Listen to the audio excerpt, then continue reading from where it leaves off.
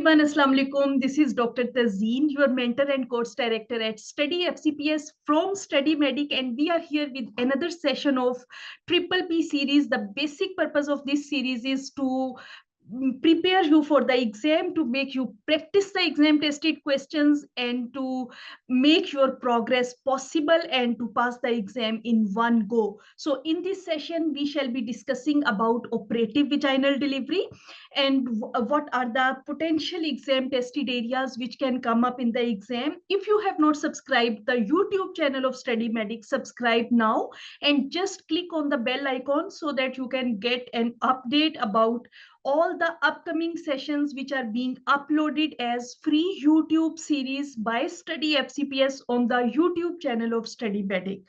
So before starting the session, message for all of you would remain the same, that keep your passion and keep your dedication alive. That is the key ingredient of your success, that will lead you to success.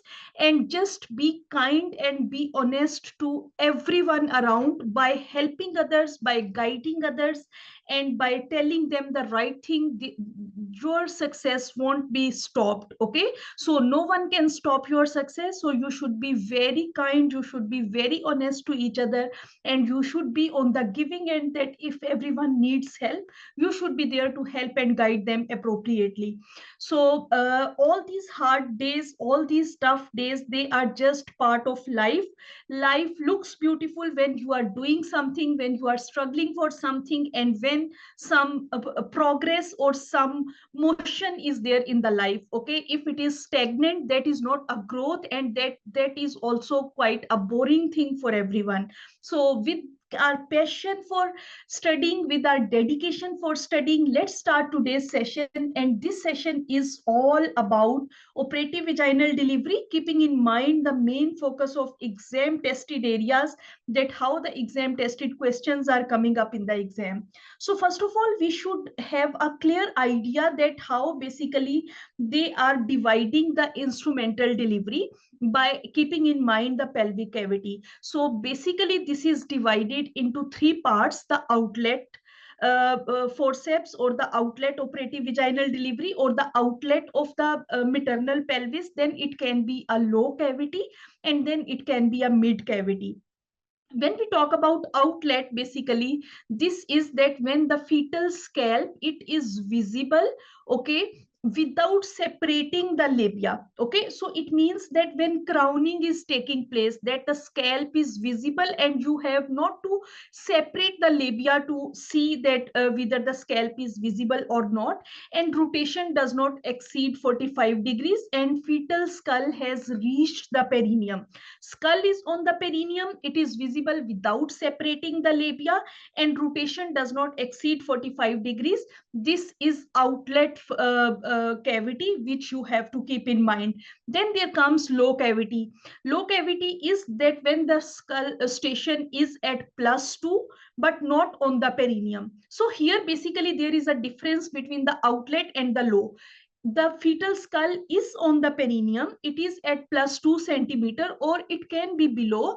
In cases of outlet forceps, it is on the perineum. In cases of low cavity, it is on +2 or below, but it is not on the perineum. It is not visible without separating the labia.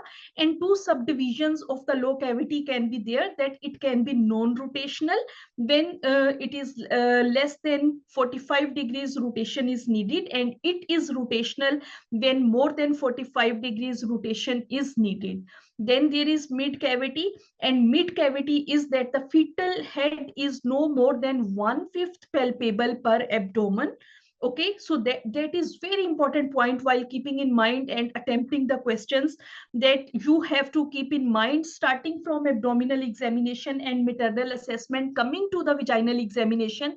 In the abdominal examination, one important finding to go for operative vaginal delivery, is that how much is the fetal head palpable abdominally. So if it is 1/5 palpable or less than 1/5 palpable, then vaginal delivery is imminent or it is possible. When it is more than 1/5 palpable, that is 2/5 palpable. If in the statement it is written that it is 2/5 palpable, then you should know that the vaginal delivery is not a suitable option in this patient. Leading point of the skull, it as 0 and +1. So mid cavity is 0 and +1, and again it has two subdivisions. Less than 45 degrees rotation may be needed, or rotational, that is more than 45 degrees rotation may be needed.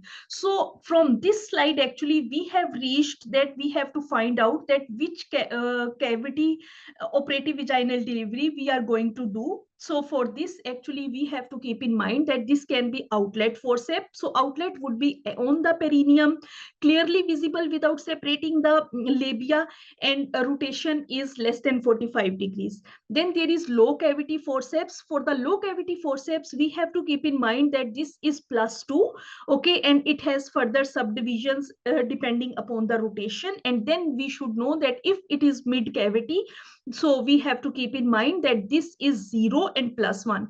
So whenever you are given a scenario, there is nothing to be worried about the scenario. Labor questions are always mathematical questions, but you should have a clear idea that, okay, how much is the dilatation, where is the station, what is the abdominal examination, how much head is palpable abdominally, which is giving you the actually a clue that whether you can go for operative vaginal delivery or operative vaginal delivery is not suitable. And then there comes position, that whether rotation is needed, rotation is not needed, it is occipito anterior, it is occipito posterior, or it is occipito transverse.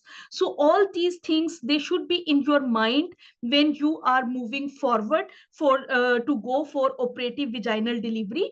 So these are the things which should be in your mind. So when it is not on the perineum, +2, it can be low cavity, 0 and +1 is mid cavity, and when it is visible on the perineum, that would be outlet. So why I am emphasizing so much here is that when you will be attempting the questions, this will help you in choosing the forceps, okay. So that is the same repetition, that outlet is when it is visible on the it has reached the perineum, then there comes low cavity, and then it is mid cavity, which we have to keep in mind. So then there are certain things which we should keep in mind, that if it is marked capit, it can give the impression that the vertex is lower, okay. So capit position is not the vertex position. That is one thing which you have to remember, that you should be able to understand, and you should be able to assess on the vaginal examination that where actually the vertex is. If in the scenario somehow they say that this capit is so marked that you are unable to find out that where actually the fetal head is, it means that this patient is not a suitable patient for operative vaginal delivery. You are not able to find out the vertex position accurately, okay. Then there comes the other thing is that abdominal examination has a lot of significance, that how much head is palpable abdominally, so that you can decide that whether you can go for vaginal delivery or not. And then there comes the position of the vertex, that what actually is the position of the vertex and where it is, okay. Position means that it is occipito anterior, occipito posterior, it is at 0 station, +1 station, +2 station, or it is on the perineum, okay. So all these things are basically important things to mark in the scenario. When you are reading the scenario, you have to pick up the points to reach the conclusion. Then there can be certain contraindications to assisted vaginal birth, like if there are suspected bleeding disorders are there, blood-borne viral infection in the mother is there, that is a relative contraindication. Vacuum extraction is not contraindicated following a fetal blood sampling, although fetal blood sampling is not much practiced and less evidence is available to go for fetal blood sampling. procedure or application of a fetal scalp electrode, and then vacuum birth should be avoided below 32 weeks of gestation, and caution between 32 to 36 weeks of gestation. This is again an important point, that if you are given a scenario that the birth is the gestational age is less than 32 weeks, then vacuum is ruled out. Okay, so vacuum is not a good option in that situation. So you can go for forceps. And if it is 32 to 36 weeks of gestation, then again you have to keep in mind that if vacuum is there in the option, you can use, but with caution. But other options can be more suitable in that situation. Vacuum would be the second point which you have to keep in mind. So whenever going for operative vaginal delivery, always keep in mind that if there is no contraindication for the vacuum, you can choose first vacuum. If there is no contraindication, or if capit is given, molding is given, okay, if this is preterm, then you have to keep in mind that vacuum is not a good indication. If bleeding disorder is there, then be cautious. If forceps to choose, then you have to look at the station. Okay, when you will have a look at the station, you will divide the cavity immediately, that whether it is mid cavity, if it is low cavity, or if it is outlet. Okay, mid cavity, as we discussed, that mid cavity is 0 and +1 station. Okay, mid cavity is 0 and +1 station. So for the rotational forceps, you can use Keeland's. For non-rotational forceps, you can use Neville-Barnes, Hitch-Ferguson, and Simpson's. In most of the questions, one exam question is coming up, that which forceps is used for molded head. That is Simpson's forceps. Okay, Simpson's forceps can be used for molded head. And another exam question which is frequent in the exam tested questions, that is that which forceps can be used if Piper's forceps is not available for the aftercoming head of breech. Then Keeland's can be applied if Piper's is not available for the aftercoming head of breech. Then there comes low cavity. Low cavity is +2 and +3. So Simpson's and Wrigley's can be applied for this, which you have to remember. And outlet is again when the head is visible at the outlet, when the head is at the perineum, and Wrigley's forceps can be applied at this point. Okay, so this is how you have to first of all interpret the question, analyze the question, then option should be there in your mind, and then you can jump to the options that what can be the situation. So less than 32 weeks, be cautious with the vacuum. Bleeding disorders, capit +++ is given. Phase presentation, you cannot apply vacuum. Cephalopelvic disproportion, you cannot apply vacuum. If the maternal effort is not there, they give you in the scenario that mother is exhausted, she is unable to push, then vacuum is not a good instrument. And if fetal bradycardia is there, then also you have to stay cautious with that vacuum is not a good option in that situation. Then let's see that how we have to apply our knowledge in the questions. 25-year-old who is 40 weeks pregnant in her first pregnancy. So there is no contraindication to be ruled out about term and preterm. This is a term pregnancy, 40 weeks pregnancy. In the second stage of labor, she has been actively pushing for 2 hours and is exhausted. Okay, she is actively pushing for 2 hours and is exhausted. Epidural is not mentioned in multigravida. In that would be with epidural it would be 2 hours second stage, and without epidural it would be 1 hour. And in cases of primigravida, it can be 1 hour can be added, so 3 hours can be taken for the second stage with epidural and 2 hours without epidural. Now CTG shows a baseline of 150 beats per minute, normal baseline variability, occasional accelerations, and infrequent typical variable decelerations are there. She is contracting 3 to 4 every 10 minutes. Vaginal examination reveals a fully dilated cervix. Fetal head is in direct occipito-anterior position and +1 station, which is mid cavity below the spines. and occipito anterior position is there, rotation is not needed. So which of the following is the most appropriate next step? Okay, cesarean section, no, this can be an operative vaginal delivery, as everything is going towards within control. +1 station is there, occipito anterior is there. Okay, episiotomy won't help in delivery. Okay, fetal blood sampling, when she is fully dilated, there is no need to do the fetal blood sampling. Instrumental delivery, yes, that can be one option. So we can go for instrumental delivery or start IV oxytocin. She is already contracting 3 to 4 times in 10 minutes. So IV oxytocin is not indicated in this scenario. So cesarean section, not an indication when we can go for operative vaginal delivery. Episiotomy is not going to help us in the delivery. Fetal blood sampling at full dilatation is not making any sense. Instrumental delivery, yes, we can go for instrumental delivery. And then IV oxytocin, adequate contractions are already there. So there is no need to go for IV oxytocin. And the answer is operative vaginal delivery requires a careful assessment of the clinical situation, clear communication with the mother and healthcare personnel, and expertise in the chosen procedure. She is primigravida and she is pushing for 2 hours, okay, without an epidural, and it would be 3 hours with epidural. The definition of inadequate progress is for nulliparous lack of continued progress for 3 hours and with regional anesthesia, and 2 hours without regional anesthesia. And for the multiparous woman, it would be 2 hours with regional analgesia, that is epidural, and 1 hour without regional anesthesia. That is also important point to remember in the exam.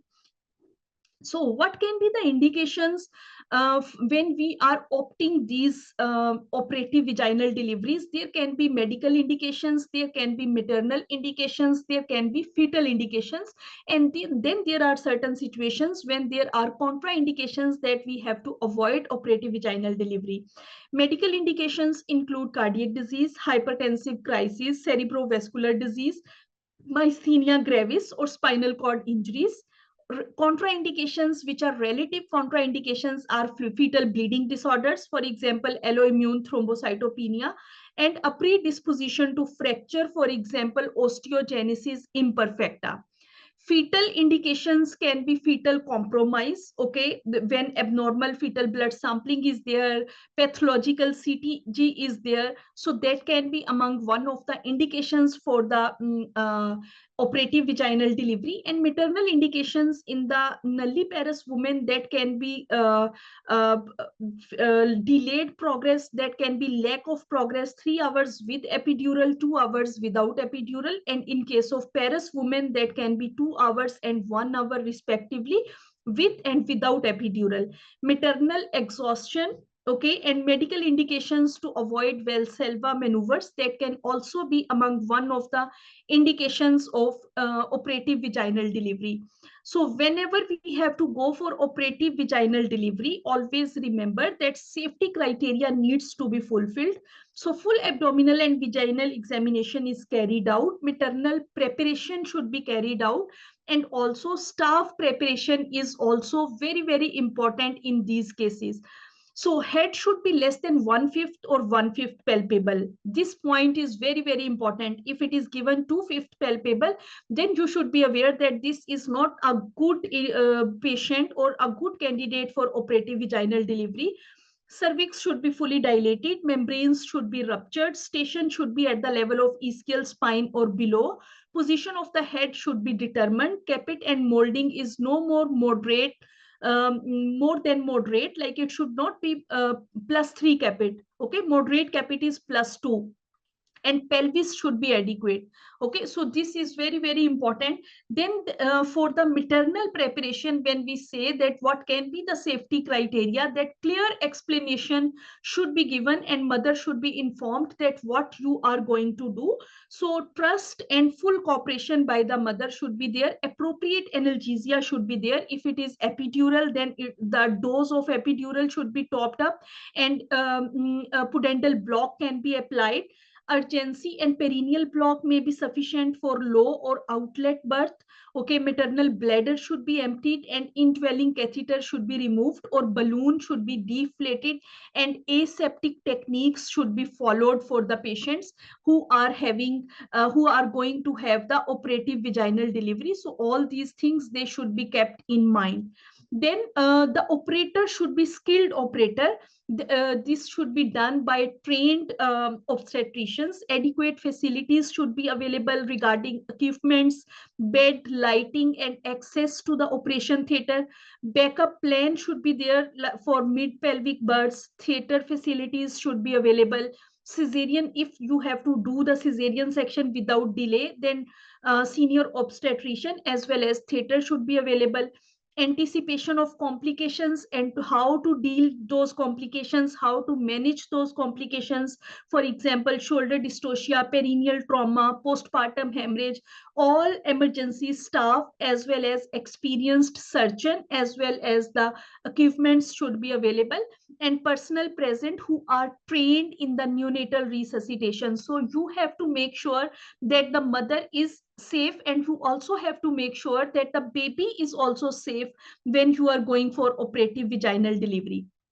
Then there comes consent, that which type of consent should be carried out. So if you are going to perform birth in the delivery room, then it can be verbal consent, and if we are going to perform in the operation theater, then it would be written consent. Mid cavity forceps, they are applied in the operation room, and low cavity forceps, they are applied in the delivery room. Also, we have to keep in mind the position. If it is occipito-posterior position, there are higher chances that it can be failed. So it is applied in the operation theater. And if it is occipito-anterior and not much rotation is needed, then it should be applied in the delivery room. Higher failure rate can be associated when the BMI of the mother is higher, short maternal stature is there, estimated fetal weight is 4 kgs or more, head circumference above the 95th percentile, occipito-posterior position, higher chances of failure are there, and mid-pelvic birth, or when 1/5 of the head is palpable per abdomen. The less the head is palpable abdominally, the more are the chances of the success of operative vaginal delivery. So then when to continue, when we are going to do the operative vaginal delivery, whether this is forceps or vacuum, when we should continue, or how should a discontinued vacuum procedure be managed. First of all, when there is no evidence of progress of descent with moderate traction during each pull of correctly applied instrument by an experienced operator, then we should think of discontinuing this instrument. Complete vacuum assisted birth in majority of the cases with a maximum of 3 pulls to bring the fetal head on the perineum. 3 additional gentle pulls can be used to ease the head out of the perineum. Okay, so with 3 pulls, the head should come on the perineum. Okay, if it is not descending, then this should be discontinued, and consultant opinion should be there. Discontinue vacuum assisted birth if there have been 2 pop-offs of the instrument. If the instrument is popping off again and again, then also you should discontinue the vacuum. Talking about the forceps, basically where the forceps cannot be applied easily, the handles are not approximating easily, and there is lack of progress of descent, then it should be discontinued. Then if the rotation is not easily achievable with gentle pressure, also that is also an indication that we should discontinue the forceps.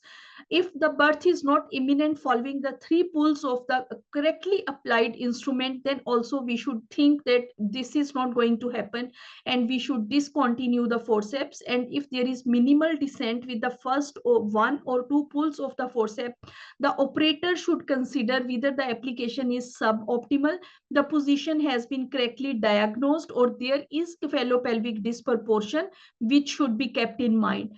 And also episiotomy has a role, and whenever we have to give episiotomy, it should be 60 degrees angle initiated when the head is distending the perineum. When it is episiotomy is given at the distended head, then it is basically less blood loss, and on the distended head, when you will be giving 60 degrees, if it would be less, then it will more or less it will become the midline. Okay, so that is why 60 degrees should be from the at the distended head. Okay, so now here the exam question, that how the just the information you got, now you have to apply that information. Okay, that knowledge application should be there. So Mrs. XY primary gravida at 41 weeks of gestation in the spontaneous labor. She is Asian ethnicity and has a baby in direct occipito anterior position. So Asian ethnicity is there. So she is at term and she is in spontaneous labor, occipito anterior. She has been pushing for 1 hour and using epidural analgesia. The time we have 3 hours in cases of primary gravida. So she has been pushing for 1 hour. Birth is imminent. Perineum appears overstretched and distended. What angle of mediolateral episiotomy is most likely to prevent the occult anal sphincter injury? So see, when I was reading the question, I was actually ruling out all the things that what can be the leading statement which they are going to ask me. So I analyzed the question for operative delivery.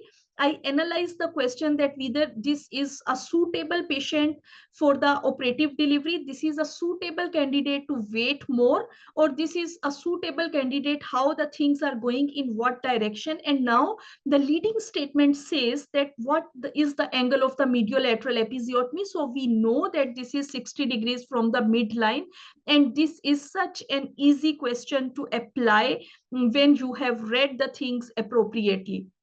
So then another exam question, full term patient, pre-labor rupture of membranes, fully dilated, head is 2/5 palpable. So this is a buzzword for me, as I always have read that it should be 1/5 palpable or less than 1/5 palpable. Station is at spines, meconium stained liquor is there, decelerations are there, reduced variability is there. So there are so much concerning points in the statement itself that 2/5 is not a suitable candidate for operative delivery. Then head is at 0 station, decelerations are there, variability is reduced. So this would be a category 1 cesarean section, as this is not a suitable candidate for the operative vaginal delivery. And I have analyzed the question from here. Okay, so mid cavity forceps, outlet forceps is not a suitable option for this patient. Full term patient, fully dilated, head is 0/5 palpable, good. Abdominally, station is at +2. Occipito-posterior position, meconium stained liquor is there, decelerations are there, reduced variability is there. So she is term pregnancy. I can go for operative vaginal delivery if I have to apply vacuum or forceps. Both can be applied. If it would be preterm, I have to take care that if it is less than 32 weeks, vacuum cannot be applied. And from 32 to 36, I have to stay cautious. Then she is fully dilated, head is at 0/5 palpable, again a suitable candidate for vaginal delivery. Station is +2, that is also again a suitable candidate for operative vaginal delivery. Occipito posterior position is there. So this can be one reason that this instrument can fail, as there are higher chances of failure with occipito-posterior position.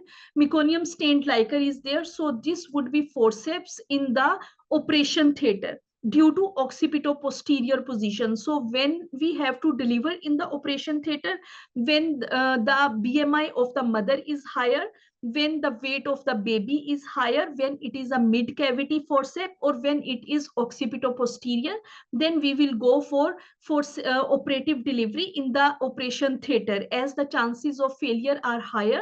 So we will perform in the operation theater, so that we if we have to do the immediate cesarean section, that can be carried out.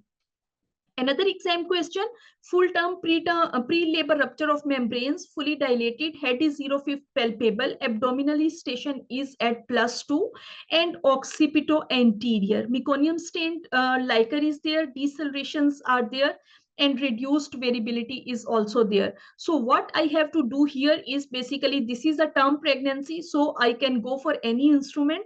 0/5 palpable, a good candidate for operative vaginal delivery. Okay, station is at +2, that is again thing that low cavity is there. Occipito anterior, rotation is also not needed, so she is a very good candidate for operative vaginal delivery, and this seems to be imminent delivery if I apply the instruments appropriately. So this can be done in the labor room, as there are very less chances that the instrument can fail. So here the answer would be forceps delivery in the labor room. Okay, so when we have to deliver in the operation theater, again we have to keep in mind that if the height to weight ratio of mother is higher, if the weight of the baby is higher, okay, if this is the position which is occipito-posterior, and if that is a mid-cavity forceps means 0 and +1 station. So this would be an indication that we can perform the operative vaginal delivery in the operation theater. And when we have to do the operative vaginal delivery in the operation room, then written consent would be needed. And if we are doing in the labor room, then verbal consent would be needed. I hope this will help you in analyzing the questions appropriately, and this will help you in understanding the labor questions appropriately, and you will apply your knowledge by analyzing the questions, by reading the statements twice, by not jumping to the options immediately. First, make up your mind that towards which direction this question is going. Read the statement twice, give a proper read to the leading statement, that what actually is the requirement, and then jump to the options, and you will be able to answer all the labor questions appropriately. These are just mathematical questions. They need your analysis, they need your evaluation, and they need a proper interpretation to answer the questions. A lot of prayers and a lot of best wishes for your upcoming exams. Have a great day on your exam day and forever. I wish you all the very best. Thank you.